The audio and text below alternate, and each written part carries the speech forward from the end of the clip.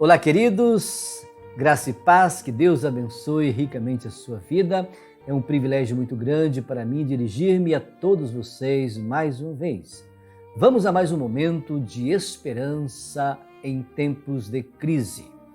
Ainda que a grandeza de Deus não seja listada entre os seus atributos, poderíamos colocá-lo junto com a sua infinitude e imensidão, pois tudo o que Deus é, Ele é de modo infinito. Por exemplo, Deus é infinitamente justo, Ele é infinitamente bom, Ele é infinitamente sábio e também é infinitamente grande. Para Deus não há limites no tempo e no espaço. Ele é maior do que tudo. Afinal de contas, Ele é o Criador de todas as coisas. Não há barreira nem limite na natureza do Todo-Poderoso. Não há um único lugar onde a pessoa possa se esconder dele. Veja o que Davi disse a respeito da grandeza de Deus no Salmo 145, verso 3. Diz assim: grande é o Senhor e muito digno de ser louvado. A sua grandeza é insondável. Não podemos sondar, não podemos nem mesmo imaginar o quanto nosso Deus é grande. Meus queridos, saber disso é extraordinário. Saber disso é maravilhoso. Saber que o Deus a quem pertencemos e servimos não tem limites em sua grandeza é consolador. Veja o que o próprio Deus diz para Sara em Gênesis capítulo 18, a parte A do verso 14. Acaso a coisa demasiadamente difícil para o Senhor? E a resposta é não. Não há nada difícil, nada complicado, nada que Deus possa fazer se Ele quiser. E Isaías está escrevendo para consolar seus compatriotas que em breve iriam para o cativeiro. Isso gerou uma crise emocional e existencial muito grande no coração deles. E Isaías está dizendo que o Deus a quem eles servem e pertence, além de ser imensurável, ele também é incomparável. Essa é a segunda característica de Deus que eu quero destacar no capítulo 40 de Isaías. Deus é imensurável. Leia comigo Isaías 40, verso 18 ao verso 26. Diz assim: com quem comparareis a Deus? Ou que coisa semelhante confrontareis com ele? O artífice funde a imagem e ourives cobre-a de ouro e cadeias de prata forja para ela. O sacerdote idólatra escolhe madeira que não se corrompe e busca um artífice perito para sentar uma imagem esculpida que não oscile. Acaso não sabeis?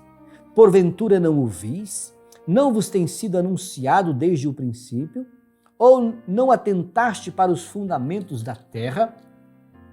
Ele é o que está assentado sobre a redondeza da terra, cujos moradores são como gafanhotos. É ele que estende os céus como cortina e os desenrola como tenda para neles habitar. É ele quem reduz a nada os príncipes e torna em nulidade os juízes da terra. Mal foram plantados e semeados, mal se arraigou na terra o seu tronco. Já se secam quando um sopro passa por eles e uma tempestade os leva como palha. A quem, pois, me comparareis para que eu lhe seja igual? Diz o santo. Levantai ao alto os olhos e vede, quem criou estas coisas? Aquele que faz sair o seu exército de estrelas, todas bem contadas, as quais ele chama pelo nome, por ser ele grande em força e forte em poder, nenhuma só vem a faltar. Que coisa extraordinária, que descrição linda da grandeza, da imensidão, da infinitude do nosso Deus. Os irmãos devem observar que todo esse capítulo foi escrito à base de perguntas, e são perguntas retóricas. A resposta já está embutida na própria pergunta. O povo de Israel havia passado mais de 400 anos como escravo numa nação extremamente idólatra, com milhares de falsos deuses, o Egito. Viviam rodeado de muitas nações pagãs, com centenas de deuses falsos. E agora estavam indo para a Babilônia, que tinha um verdadeiro panteão de falsos deuses. Por isso ele escreve para os seus irmãos judeus, lembrando-os que o Deus que eles serviam não tinha concorrente, pois ele é incomparável. Isaías estabelece essa verdade no versículo 18 e a repete no versículo 25. Isaías faz nada mais, nada menos do que 17 perguntas neste capítulo. Só no verso 18 ele faz 2. Veja, com quem comparareis a Deus? Ou que coisa semelhante confrontareis com ele?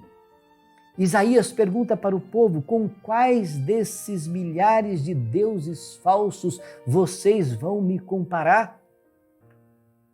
Quem vocês vão colocar do meu lado para que lhe seja igual? Então ele dá um exemplo, dizendo, nós lemos aí, o artífice constrói uma imagem, reveste essa imagem de ouro, forja cadeias de prata para ela. O sacerdote idólatra vai na floresta, pega uma madeira que não se corrompe, contrata um artífice para assentar essa imagem na madeira, prende-a com as argolas de prata que fez, para que ela não caia durante a sua condução, durante a sua caminhada, durante a sua peregrinação. A idolatria, meus queridos, é uma das coisas mais horrendas, mais deplorável, o nível mais baixo que o ser criado à imagem de Deus pode chegar. Quando alguém adora, reverencia ou coloca a sua confiança em coisas criadas e não no Criador, você pode ler isso em Romanos capítulo 1, a partir do verso 18. Logo à frente, nesse mesmo livro, no capítulo 45, Isaías apresenta a prática da idolatria como a loucura das loucuras, como a maior aberração que o coração do homem conseguiu produzir. Isaías continua dizendo: vocês não sabem que o Deus a quem vocês servem criou os céus e a terra? Todas as coisas foram criadas por ele. Por isso, no versículo 26 que nós lemos, diz assim, olha só, leia comigo novamente, diz assim: levantai ao alto os olhos e vede quem criou estas coisas, aquele que faz sair os seus exércitos de estrelas, todas bem contadas, as quais ele chama pelo nome, por ser ele grande em força e forte em poder, nenhuma vem a faltar. Os caldeus, os babilônicos, eles adoravam os astros, o sol, as estrelas. Isaías fala com eles: ergue os olhos para o alto, não para adorar os astros, mas para saber que eu criei todas essas coisas, mostrando para o povo de Israel que o Deus a quem eles serviam era incomparável. Não existia ninguém que poderia ser colocado ao seu lado, junto dele, para que lhe fosse igual.